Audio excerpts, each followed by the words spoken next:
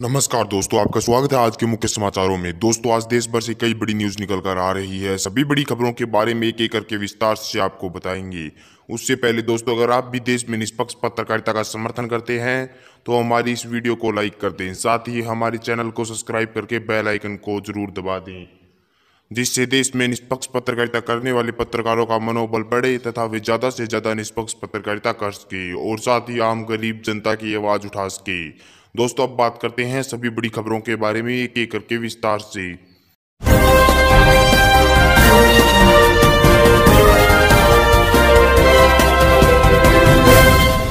चीन के बाद नेपाल से भी मोदी सरकार को लगा तगड़ा झटका। नेपाल ने आज भारत के खिलाफ लिपू लेक में तैनात की अपनी सेना। भारतीय सेना की गतिविधियों पर नजर रखने का दिया है आदेश। दोस्तों, आपको बता दें, ये बड़ी खबर सामने निकल कर आ रही है कि भारत और चीन के बीच सीमा पर स्थिति तनावपूर्ण बनी हुई है और स्थिति इतनी ज्यादा तनावपूर्ण बन गई है कि दोनों ही देश युद्ध के मुहाने पर आकर खड़े हुए हैं। इस बीच आपको बता दें कि चीन के बाद नेपाल से भी मोदी सरकार को आज तगड़ा झटका लगा है। नेपाल की ओली सरकार ने भारतीय सेना की गतिविधियों पर नजर रखने के लिए लिपू लेक में आज अपनी सेना की बटालियन को तैनात कर दिया है और ये कदम नेपाल ने ऐसे समय में उठाया है जब भारत और चीन के बीच लगातार तनाव बना हुआ है और युद्ध जैसी आशंकाएं जताई जा रही हैं। वहीं आपको बता दें कि लिपू लेक ऐसा विवादित क्षेत्र है जिसे नेपाल ने पहले अपना बताया था और कहा था कि भारत ने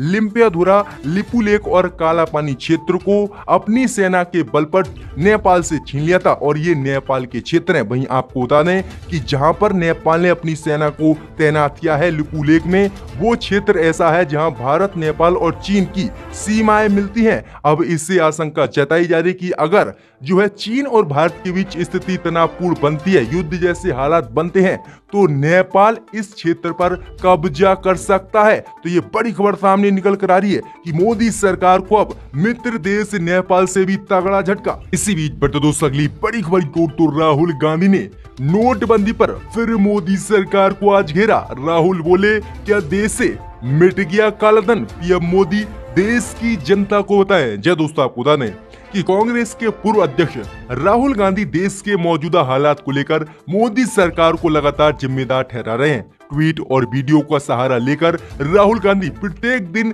मोदी सरकार पर हमला बोले हैं। इस बीच आज राहुल गांधी ने नोटबंदी का मुद्दा उठाते हुए मोदी सरकार पर गंभीर आरोप लगाते हुए हमला बोला है। कांग्रेस नेता राहुल गांधी ने आरोप लगाया है कि नोटबंदी से सिर्फ अमीर लोगों का फायदा हुआ और आप लोग का पैसा घरों से निकलवाकर उसका प्रयोग अमीर कारोबारियों का कर्ज माफ करने में प्रधानमंत्री मोदी ने किया।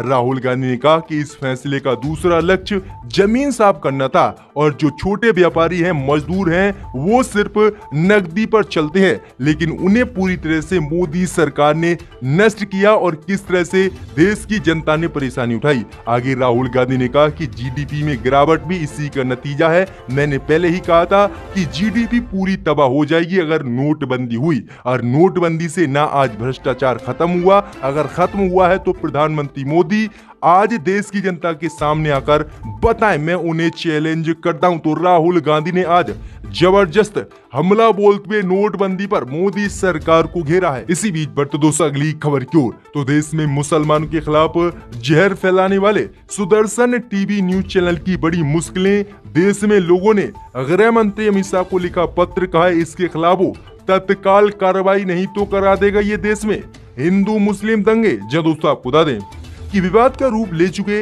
यूपीएससी जिहाद को लेकर 91 पूर्व सिविल सेवकों के एक समूह ने गृह मंत्री अमित शाह और सूचना प्रसारण मंत्री प्रकाश जावड़ेकर को पत्र लिखकर सुदर्शन न्यूज टीवी चैनल के खिलाफ कड़ी कार्रवाई करने और इसे देश में बंद करने की मांग कर दी है। उनका कहना है कि ये देश में मुसलमानों के खिलाफ लगातार अभद्र टिप्पणी जैसे कार्यक्रम को चला रहा है और देश में हिंदू मुस्लिम दंगे इसके कार्यक्रम से फैल सकते हैं। इसीलिए उनका कहना है कि केंद्र की मोदी सरकार और प्रकाश जावड़ेकर जो केंद्रीय सूचना एवं प्रसारण मंत्री हैं, वो इस पर एक्शन लें और इस चैनल को देश से बंद कर दे जाए, नहीं तो ये जिहाद जैसे शब्दों से देश में हिंसा और दंगे भड़का सकता है। तो ये बड़ी मांग उन्होंने कही है। अब जो है सुदर्शन न्यूज के चैनल के सुरेश की मुश्किलें बढ़ती हुई दिख रही हैं। जी हां दोस्तों, आपको बता दें कि सुदर्शन टीवी चैनल लगातार मुसलमानों के खिलाफ प्रोग्राम चला रहा है, प्रोपेगेंडा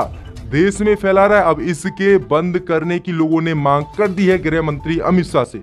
इसी बीच बढ़ते दोस्तों अगली बड़ी खबर की ओर, तो भारत में 118 चाइनीज ऐप समेत पबजी को बैन करने के बाद प्रधानमंत्री मोदी का ट्विटर अकाउंट हुआ हैक करने वाले ने बिटकॉइन की प्रधानमंत्री मोदी से कर ली मांग। जी हां दोस्तों, आपको बता दें कि कल ही केंद्र की मोदी सरकार ने चीन